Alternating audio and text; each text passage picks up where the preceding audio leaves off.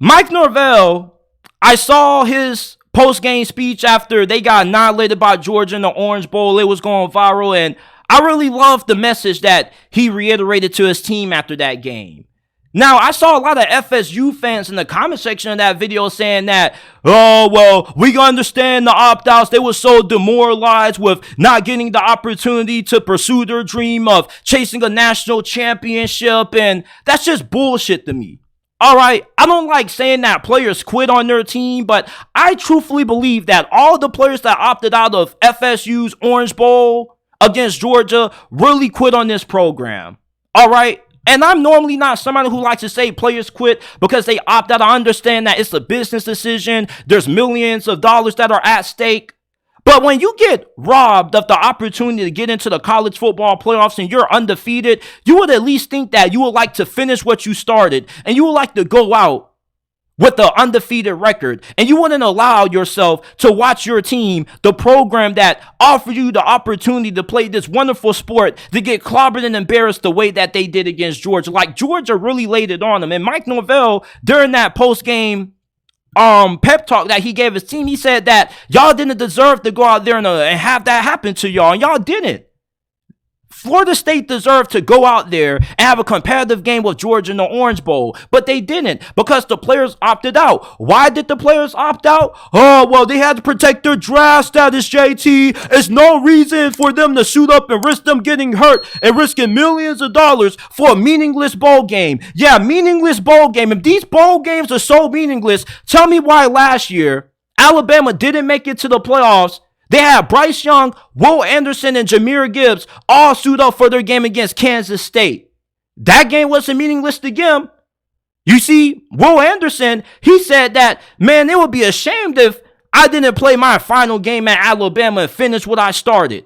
You see, Florida State's opt-out shows the dark truth about the transfer portal. You see, when you built the team through the transfer portal, you're not going to have guys who are going to be coming into your program with a lot of pride for the university, as opposed to somebody who you recruit and you develop for 3 to 4 years. Those Michigan players, even if they didn't get into the playoffs, they still would have played in their bowl game. You want to know why? Because they got a lot of love and admiration for Michigan football. Same thing for those Alabama players. Every time they put on that uniform, it's another opportunity to represent the university, to show school pride. When you assemble a roster through the transfer portal, you're not going to get that. You're not going to get players who are coming in who didn't, play for your program for 3-4 years. You're going to get players that are coming in for one season just to better position themselves, whether it be draft position or to get more money from NIL or whatever. You don't have a strong culture that gets built when your team is mostly assembled through the transfer portal, like how FSU team was this season. Even though Ohio State, Honda McCord and Marvin Harrison Jr. opted out, but Travion Henderson still played, JTT still played. There were a lot of players in Ohio State's lost to Missouri in the Cotton Bowl that played in that game. You want to know why? Because they were recruited out of high school and they got a lot of pride for that program. When you recruit a guy and you develop them for 3-4 years, they have a certain amount of dedication, a certain level of commitment to the program that they want to leave it better than where they found it. Will Anderson and Bryce Young, they got recruited by Nick Saban at Alabama. They felt a certain level of depth that they owed to the university to make sure that, we didn't make it to the playoffs. We don't have a shot of winning the national championship, but at least we have the opportunity to go out on top and leave a legacy somewhat.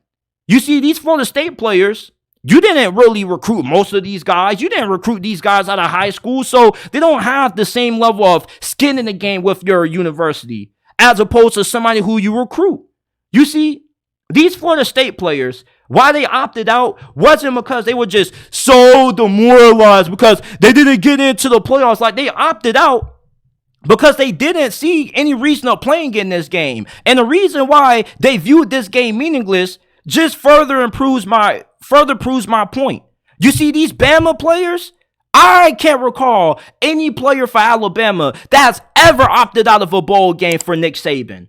Hell, even a few years back when they beat the shit out of Michigan in the Citrus Bowl, Jalen Waddle, Jerry Jeudy, all played in that game. Christian Baltimore played in those games. All those guys were high draft picks. They didn't care about getting injured. They cared about representing their school, putting on that uniform one more time and making sure that they left Alabama on a high note. These FSU players, they didn't give a fuck about it.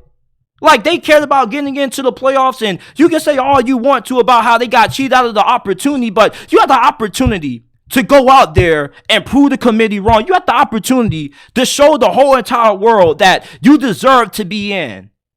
And instead, you opt out. You put your program in a situation where they didn't even have enough depth at running back, where they had to have some of the wide receivers taking carries at running back. That's how down bad FSU was in.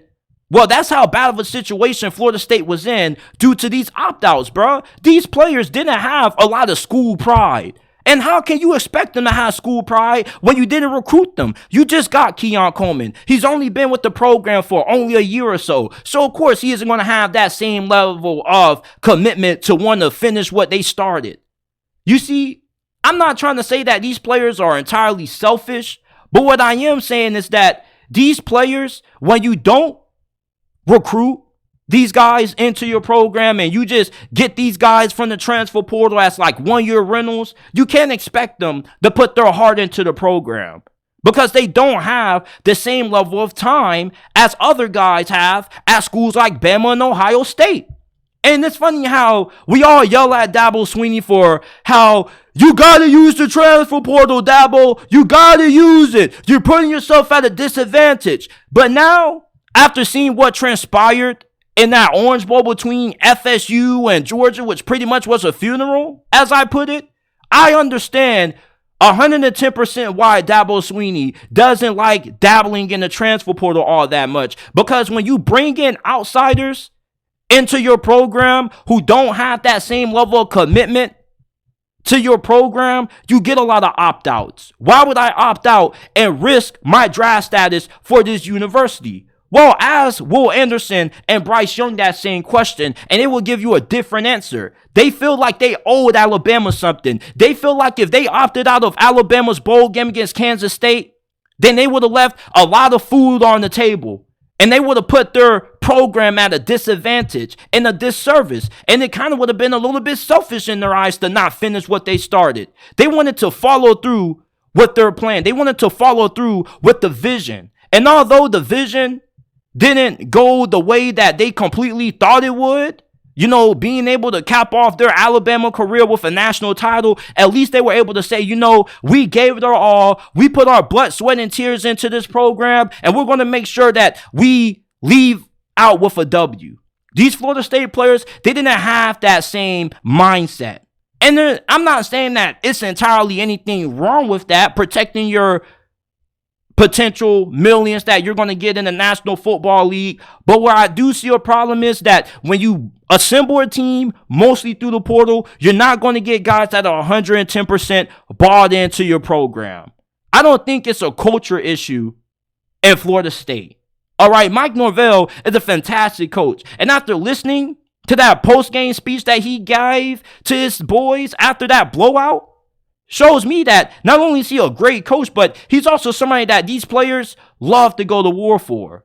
But you see, this whole situation isn't an indictment on him. It's an indictment on this new era of college football involving NIL and the transfer portal. These players aren't transferring to a school because they love the university. They're transferring for business decisions, whether that be the opportunity to have a chance of starting, getting more money. Who cares really what the reasons are? But when you transfer to a school, you're only doing it for your self-benefit.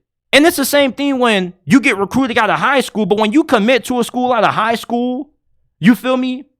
And you spend 3-4 years with that program, you know what you develop? You develop a love, a passion. You develop school pride. The longer you stay at a university, the more pride that you have for that university. You look at those Michigan players, bro, they leave it all out on the field every single time they play. Even if they didn't make it into the playoffs this year, everybody still would have played. That's what happens when you have a team that's mostly built through recruiting. You don't have a lot of outsiders coming in with different vendettas. You don't have anybody making business decisions. Like all those players that play for Michigan have school pride. They have a lot of love for Michigan football. When they put on that helmet, they leave it all on the line. When they lost to Ohio State, a few years back when Michigan was getting drugged through the mud by Urban Meyer and Ohio State before they started to turn this rivalry around, there were players that used to cry after the game, fam.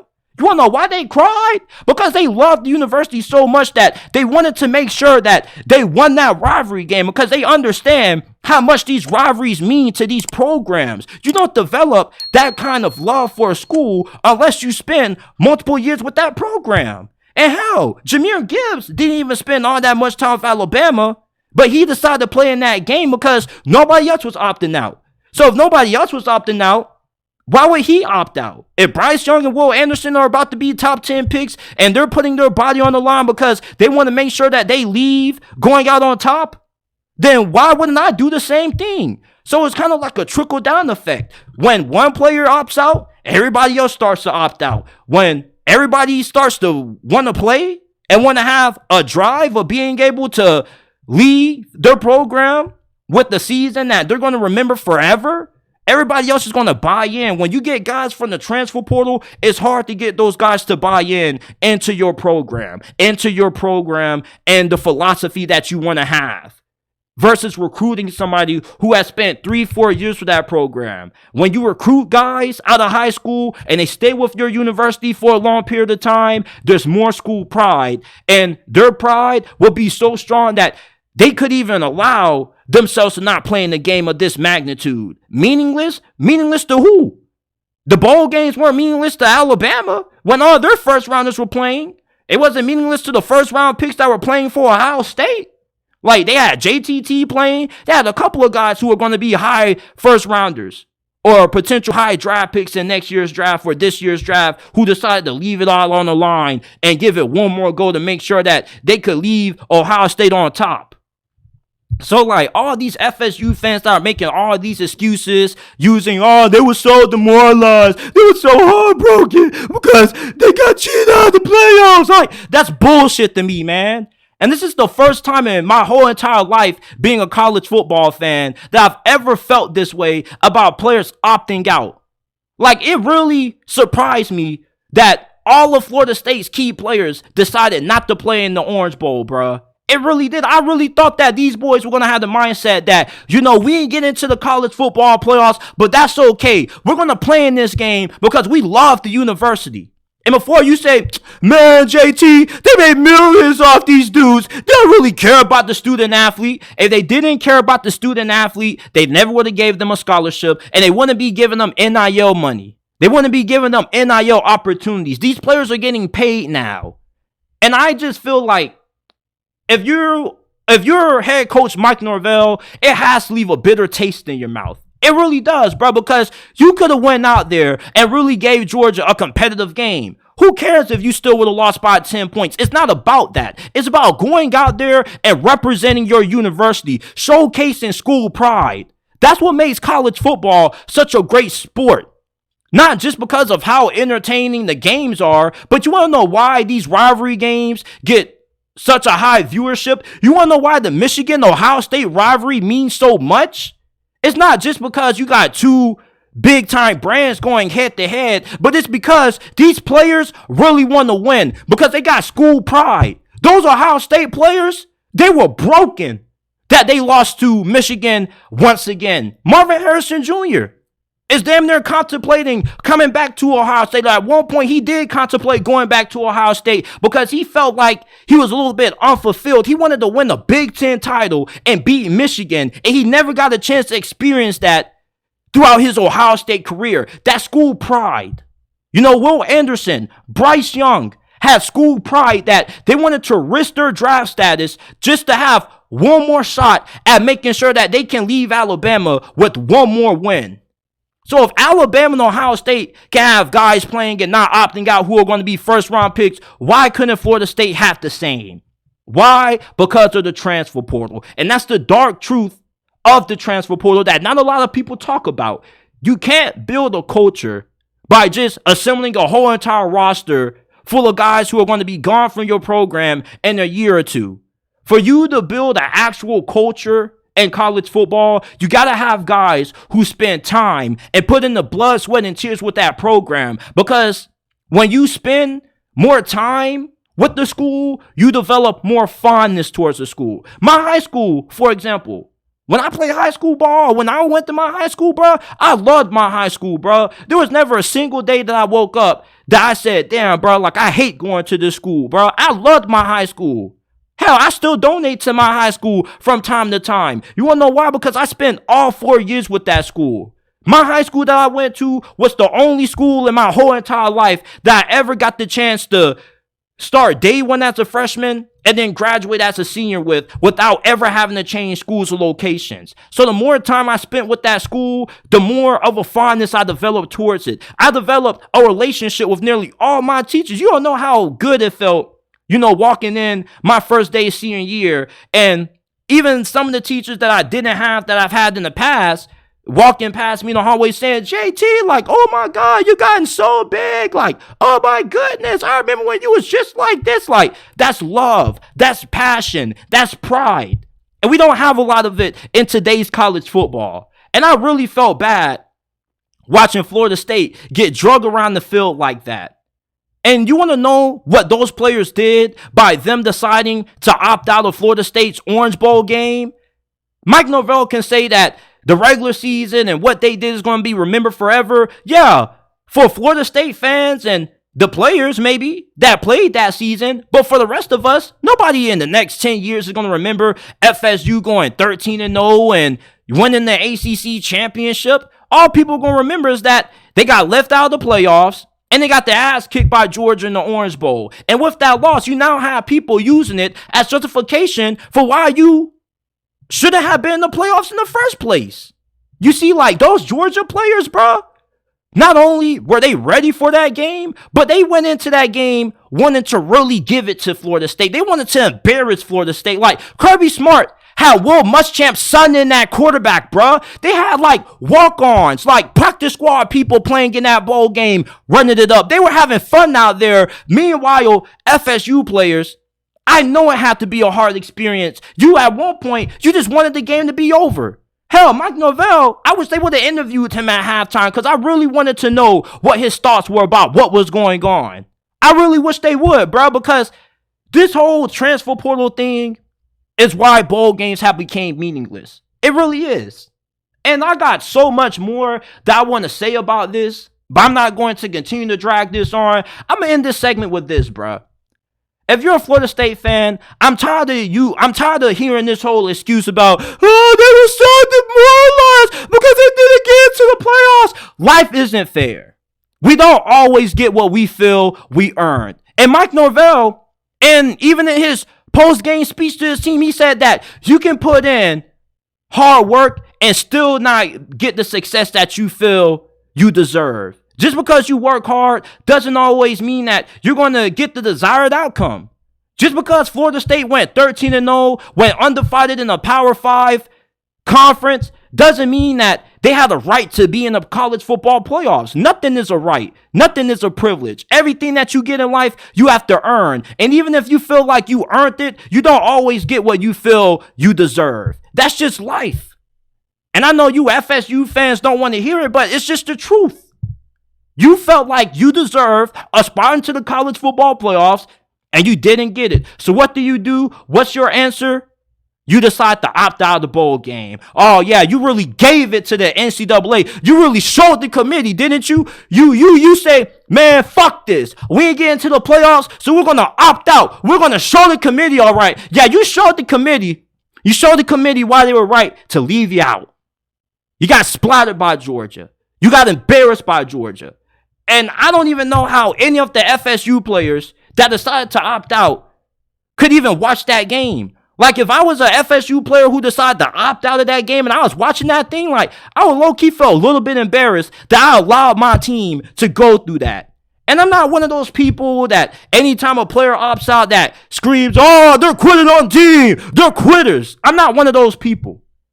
But with how the committee did Florida State, I really would have thought that these players would have had a strong sense of pride that they wouldn't want to see FSU go out the way they did, getting skull dragged by Georgia 63-6, because it kind of puts a stain on what was a really fantastic season for FSU football. But that's just me. I know everybody doesn't have the same thinking, but it's just disheartening to, listen to Mike Norvell's post-game speech and, what he said to the team. Like, he really loved those guys in the locker room. He appreciated that all those players decided to play in that game. Even when they could have opted to opt out and hit the transfer portal or whatever.